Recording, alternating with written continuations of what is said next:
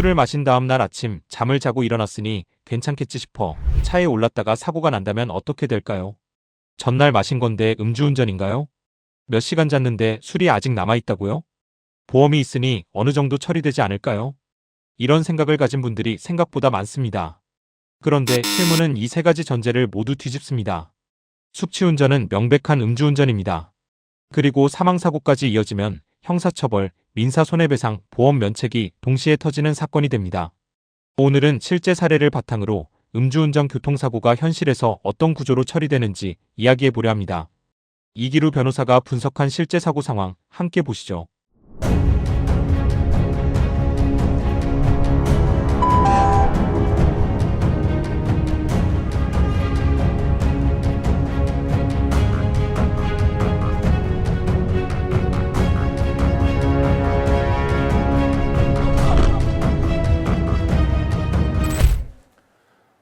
영상 보면 다시 한번 좀 상기해 볼게요. 처음에 이제 1차선을 달리고 있는데 거기가 좌회전 전용이에요. 그런데 뭐 그냥 아무렇지도 않게 직진을 합니다. 물론 새벽 시간, 새벽 6시였거든요. 새벽 시간이니까 뭐 이동 차량이나 사람이 없긴 했지만 아무튼 그렇게 해서 지나가다가 잠깐 또 멈칫멈칫합니다. 왜 그러지 하다가 이제 물론 정상신호였지만 정상신호에 빨간불에 차량이나 사람이 없긴 했지만 아무튼 그렇게 해서 지나가다가 잠깐 또 멈칫멈칫합니다. 왜 그러지 하다가 이제 물론 정상신호였지만 정상신호에 빨간불에 길을 갑자기 건너던 여성을 충격하면서 사고가 일어납니다. 이 운전자분은 사실은 뭐 숙취운전이었어요. 사고 후에 측정한 음주 수치로 0.075%였고 전날 술을 마시고 새벽 6시에 이제 차를 몰고 나왔던 그런 사고였었는데 사건을 정리해 보겠습니다. 사고는 새벽 6시경 교차로 인근에서 발생했습니다. 운전자는 전날 술을 마신 뒤 귀가했고 다음날 아침 술이 깼다고 판단해 출근길에 차를 몰았습니다. 좌회전 전용차로인 1차로를 달리던 중 교차로 진입 직전 무단횡단하던 보행자를 충격했습니다. 피해자는 공무원이었고 현장에서 숨졌습니다. 운전자는 술이 깼다고 생각했습니다. 하지만 사고 직후 경찰이 실시한 음주 측정 결과 혈중 알코올 농도는 0.075%, 면허 취소 기준인 0.08%에 근접한 수치였습니다. 법에서 음주운전 여부를 따질 때 기준은 하나입니다. 운전 당시 혈중 알코올 농도가 기준치를 초과했는가, 언제 술을 마셨는지, 몇 시간 잤는지는 고려 대상이 아닙니다. 혈중 알코올 농도는 섭취량, 체중, 체질, 음식 섭취 여부, 수면 상태에 따라 분해 속도가 제각각입니다. 소주 한 병을 마신 성인 남성 기준으로 알코올이 완전히 분해되는데 평균 7에서 8시간 이상 걸리기도 합니다. 하지만 본인이 술이 깼다고 느끼는 시점은 그보다 훨씬 빠르게 옵니다. 그 간극이 바로 숙취운전이 발생하는 구조입니다. 뭐 늘 딜레마입니다만 내가 술을 마시고 자고 일어나면 내가 정말 음주 수치가 나올지 안 나올지 분간하기 어렵거든요. 근데 제가 엊그저께 판사를 하고 있는 연수원 동기를 만났어요. 만나서 뭐 이제 이런저런 얘기를 하다 보니까 판사가 되면 그러면 술 마신 다음날 운전을 할 수가 없대요. 그렇게 처벌받는 사람들 너무 많이 보니까. 그럼 아예 그냥 술 마신 다음 날은 뭐 택시를 타든지 아예 대중교통을 운전대를 이용하든지 잡는 게 너무 차를 무섭다고 잡지 않는 그러더라고요. 걸로. 왜 그러냐면 숙취운전을 단속하는 경우는 뭐 이렇게 그렇게 흔하지는 않아요. 근데 문제는 이렇게 사고가 발생했을 때가 문제거든요.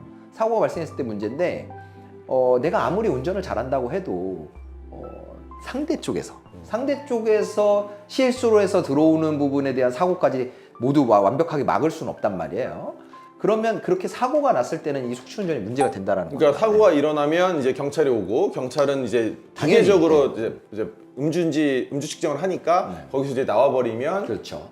음주 사고가 돼버리는 거죠. 네, 그래서 전날 술을 마시고 주량이 좀 많았다 하거나 충분한 수면을 취하지 못했다라고 하면 운전을 하시지 않는 게 이런 불상사 이거 보면 알잖아요. 뭐 사람이 뛰어들어오는데 뭐 어떻게 합니까? 어쨌든 나는 뭐 숙취운전인지도 모르는 상태에서 운전을 하다가 사고가 나니까 그게 숙취운전이라는 게 밝혀졌고 그래서 강력한 이제 형사 사건이 돼버린 거죠. 형사처벌도 받게 되고 뭐 이런 일이 생길 수 있다는 그러면 거죠. 운수업에 종사하시는 분들이나 이제 배달업 하시는 분들은 술을 아예 마시면 안 되겠네요. 너무 위험해요. 네, 참. 그러니까 그런 부분들을 잘 염두에 두시고 내가 혹시 음주 수치가 나오지 않을까 뭐 이런 것들을 항상 주의하면서 그러면서 차를 안전하게 운전하셨으면 좋겠습니다. 음주운전에 대해 많은 분들이 오해하는 부분이 있습니다. 음주운전이면 가해자 과실 100% 아닌가요? 아닙니다. 형사처벌과 민사과실 비율은 서로 다른 문제입니다. 형사처벌은 음주운전이라는 사실 자체를 기준으로 합니다. 혈중 알코올 농도 수치, 사망 결과, 도주 여부 등이 종합적으로 고려됩니다. 반면 민사 손해배상에서 과실 비율은 사고 상황 자체를 별도로 분석합니다. 그렇다면 정상 신호에 직진하던 숙취 운전자와 무단횡단 보행자의 사고, 법원은 과연 누구에게 더 큰 책임을 물었을까요? 실제 과실 비율이 어떻게 산정됐는지 이기루 변호사가 정리해드립니다. 당연히 음주운전을 했기 때문에 사고가 발생했다라는 부분도 없진 않겠지만 이 사고 같은 경우에는 무단횡단을 하던 그 피해자가 갑자기 튀어나온 부분이 있었기 때문에 그래서 이제 과실 비율에 있어서 문제가 됐었던 거죠. 그렇죠. 일반적으로 생각하기에는 음주운전이나 뺑소니를 했을 때 무조건적으로 운전자가 100% 과실을 부담한다 뭐 이렇게 오해를 하실 수도 있는데 그렇게 물어보시는 분들이 많아요. 네.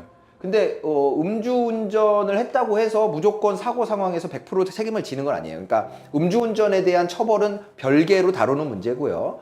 사고 발생 상황에 대해서는 다시 그 사고 상황이 어떤 것인지에 대해서 판단을 한다라는 거죠. 그러니까 정리하면 이제 음주운전이나 뭐 도주운전, 무면허운전 이런 것들은 이제 형사적인 처벌을 받는 이슈긴 하지만 교통사고로 그런 상태에서 교통사고가 일어나도 이제 상황을 봤을 때 피해자에게 과실이 많다고 하면 다른 교통사고, 일반 교통사고와 마찬가지로 과실을 나눈다는 얘기인 거죠. 그렇죠, 그렇죠. 그러니까 일단 형사처벌에 있어서는 뭐 음주운전은 별도로 처벌을 받을 거고요. 교통사고에 대해서도 과실이 없다고 볼 수는 없기 때문에 처벌 대상이 됩니다.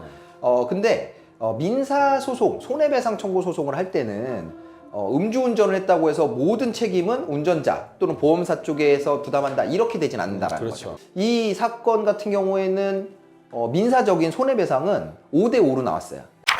그럼 보험으로 해결되는 거 아닌가요? 가장 많이 나오는 질문이고 가장 많이 틀린 기대이기도 합니다. 운전자 보험은 원칙적으로 음주운전을 면책 사유로 규정합니다. 즉 음주 상태에서 사고가 나면 보험료를 꼬박꼬박 납부했어도 아래 항목들이 지급되지 않는 경우가 대부분입니다. 형사합의금 지원, 변호사 선임비, 벌금 보장 전부 해당됩니다. 보험 있으니까 괜찮다고 생각했다가 사고 직후 보험사로부터 면책 통보를 받는 경우가 반복됩니다. 자동차 종합보험도 완전한 해결책이 아닙니다. 피해자 측 대인 보상은 우선 진행될 수 있지만 이후 보험사가 가해자에게 구상권을 행사하는 구조가 발생할 수 있습니다. 특히 사망사고는 보험사 내부에서도 가장 민감하게 처리되는 유형입니다. 결국 음주운전 사망사고는 4가지 부담이 동시에 현실이 됩니다. 형사처벌, 형사합의금 부담, 민사손해배상 소송, 보험사 구상권 청구. 이 4가지가 한꺼번에 움직이는 사건이 된다는 걸 사고가 나기 전에 알아두셔야 합니다. 이번 사건에서 피해자가 공무원이었다는 점도 중요합니다. 교통사고, 사망사고, 손해배상에서 핵심이 되는 항목은 일실수익입니다.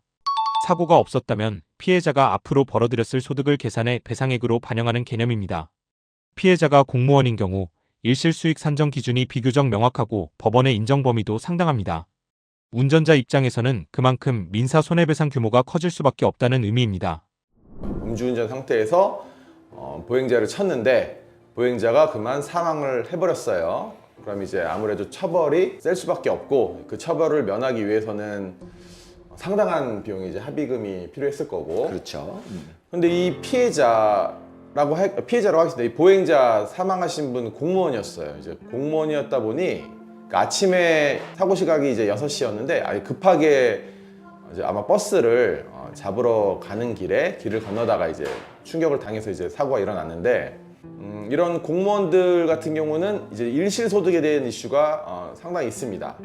그래서 이제 우리나라 이 재판들 보면 교통사고뿐만 아니라 이런 사망사고에 대한 이제 일실소득 계산하는 걸 보면 가령 정년이 보장된 어느 정도 좀 예측이 가능한 공무원이나 대기업, 공기업 이런 분들은 근속연한이 그러니까 일을 했던 기간이 그렇게 길지 않음에도 그때 받았던 급여나 정년까지 이런 것들을 대부분 잘 인정을 해주는 반면에 중소기업이나 개인사업자 이런 분들은 근무기간도 길고 뭐 일하던 기간도 길고 그 다음에 상당히 고소득임에도 어떤 안정성 때문에 그런 부분이 인정되지 않는 경우가 제법 있다고 하는데 이 부분 변호사님. 그러니까 일실소득이라는 건 결국은 지금 상태에서 장래에 이 사람이 얼마를 벌 수 있었던 거를 지금 평가하는 거거든요. 그러다 보니까 소득의 개연성에 대해서 이제 생각을 하지 않을 수가 없어요.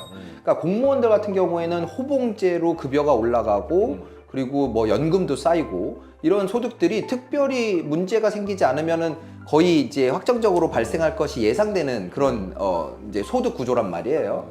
뭐 대기업도 마찬가지죠. 보통 대부분의 대기업 직원들이 호봉에 맞춰서 어느 정도의 임금 인상을 받고 있고 그리고 정년까지 본인이 뭐 퇴사를 하지 않는다면 정년까지 근무를 하는 직원들이 많기 때문에 개연성 측면에서 이 소득이 이렇게 발생할 것으로 예측하는 게 합리적인가라는 판단을 했을 때는 충분히 뭐 수긍이 간다라는 거죠. 근데 이제 개인 사업을 하시는 분들은 소득이라는 게 들쭉날쭉 하잖아요. 그래서 최근 한 1, 2년 동안 상당히 호황이었다고 해도 그러한 호황이 앞으로도 10년, 20년 이 피해자가 실제 그냥 사고가 없었으면 살았을 것이라고 생각되는 기한까지 그게 안정적으로 유지가 될 것이냐라는 개연성이 상당히 떨어진다는 거예요. 그렇게 보면 네.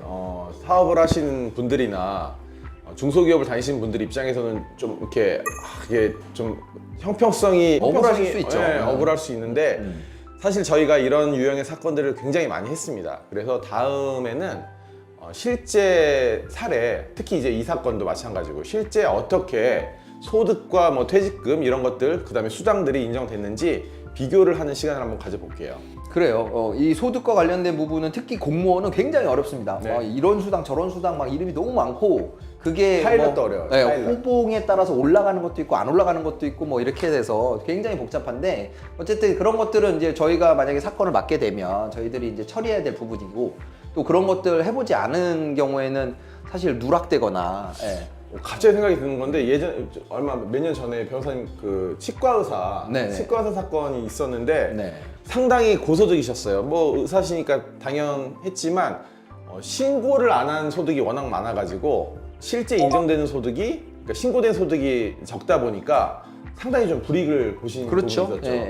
개인 사업 하시는 분들은 이제 어쨌든 법원에서는 신고된 소득을 기준으로 원칙을 삼고 있고 아무리 뭐 통장에 뭐 일정 주기로 돈이 꽂히고 뭐 이런 것들을 증명을 해도 사실 인정받기가 어려운 게 현실이에요. 이번 사례가 주는 교훈은 명확합니다. 숙취운전은 몰랐다고 해도 법적으로 음주운전과 동일하게 처리됩니다. 형사처벌과 민사손해배상이 동시에 진행되고 보험은 상당 부분 면책됩니다. 사망사고가 발생하면 그 규모는 한 사람이 감당할 수 있는 범위를 쉽게 초과합니다. 특히 새벽 출근을 하는 직장인, 새벽 배송 운수업 종사자들은 이 구조에 취약합니다. 전날 저녁 음주 후 새벽 근무를 소화하는 패턴 자체가 이미 숙취운전 리스크를 안고 있는 겁니다. 잠을 잤으니 괜찮다는 판단은 법정에서 통하지 않습니다. 상대가 갑자기 뛰어든 것은 형사 면책 이유가 되지 않습니다. 보험이 있으니 해결된다는 기대는 음주운전 앞에서 무너집니다. 가장 확실한 방법은 하나입니다. 술을 마신 다음 날은 운전하지 않는 것. 그 선택 하나가 형사처벌도, 억대 손해배상도, 인생 전체의 흔들림도 막아줍니다. 감사합니다. 오늘도 안전운전 하시고요. 혹시 사고가 발생한다면 법무법인 LKS 이기루 변호사 잊지 마시고요. 구독, 좋아요, 알림 설정 꼭 부탁드리겠습니다.